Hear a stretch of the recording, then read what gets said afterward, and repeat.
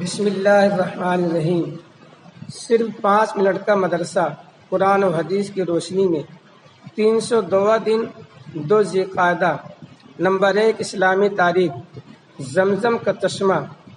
حضرت ابراہیم علیہ السلام اللہ کے حکم سے اپنی بیوی ہاجرہ علیہ السلام اور لگتے جگر اسماعیل علیہ السلام کو بے آب و گیاہ چٹیل میدان میں چھوڑ کر چلے گئے۔ جب ان کے تھیلے کے کھجور اور مشکیزہ کا پانی ختم ہو گیا اور بھوک و پیاس کی وجہ سے حضرت ہاجرہ علیہ السلام کا دودھ خشک ہو گیا تو بچہ بھوک کے مارے بلبلانے لگا۔ ادھر ہاجرہ علیہ السلام بے چین ہو کر پانی کی تلاش میں صفا و مروہ پہاڑی پر چکر لگانے لگی۔ جب 7ویں چکر میں مروہ پہاڑی پر پہنچی تو غیبی آواز سنائی دی تو سمجھ گئی کہ اللہ کی طرف سے کوئی خاص بات ظاہر ہونے والی ہے۔ واپس آئی تو دیکھا کہ جبرائیل امین علیہ السلام تشریف فرما ہے اور انہوں نے زمین پر اپنی ایڑی مار کر پانی کا چشمہ جاری کر دیا۔ بہتے پانی کو دیکھ کر حضرت ہاجرہ علیہ السلام نے زمزم رک جا کہا۔ اسی دن سے اس کا نام زمزم ہو گیا۔ اگر حضرت ہاجرہ علیہ السلام اپنی پانی کو نہ روکتی اس پانی کو نہ روکتی تو وہاں پانی کی نہر جاری ہو جاتی۔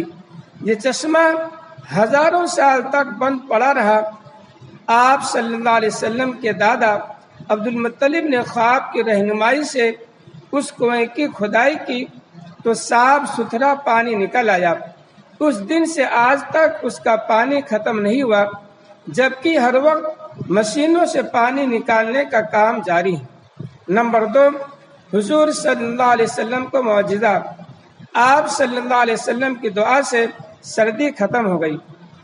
حضرت بلال رضی اللہ تعالیٰ عنہ بیان کرتے ہیں کہ ایک مرتبہ سردی کے موسم میں نے صبح کی اذان دی۔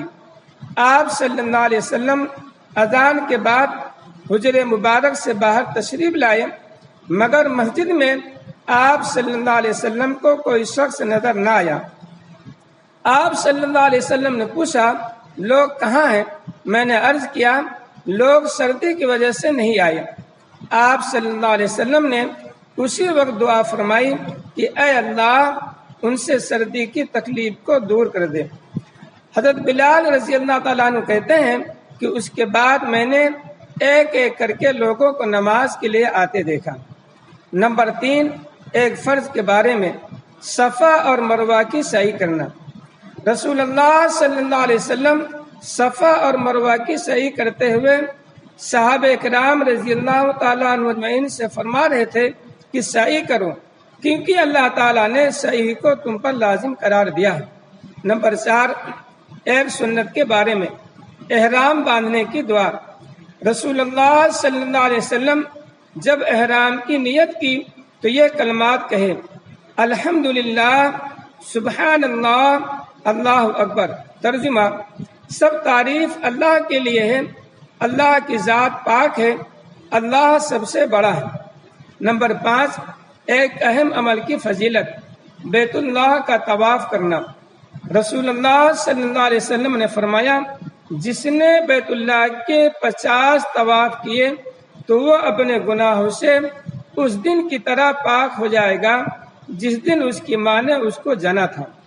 نمبر 6 ایک گناہ کے بارے میں کسی کو تکلیف دینا۔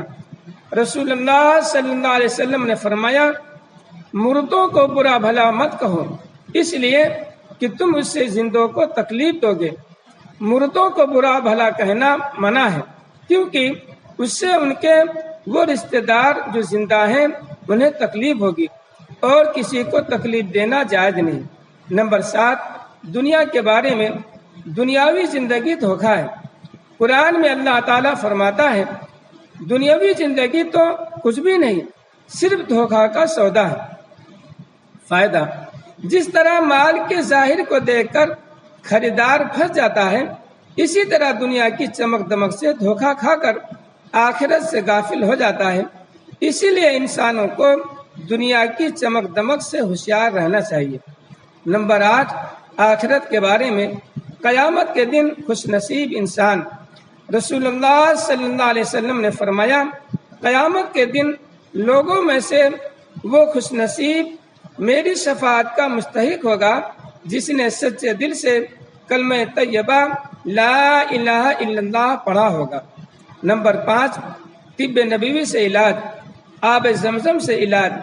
رسول اللہ صلی اللہ علیہ وسلم نے فرمایا زمین پر سب سے بہترین پانی آب زمزم ہے، یہ کھانے والے کے لیے کھانا اور بیمار کے لیے شفا ہے۔ نمبر 10، نبی صلی اللہ علیہ وسلم کی نصیحت، رسول اللہ صلی اللہ علیہ وسلم نے فرمایا دنیا لمحہ بلمحہ گزرتی جا رہی ہے اور آخرت سامنے آتی جا رہی ہے، اور اس دنیا میں دونوں کے چاہنے والے موجود ہیں۔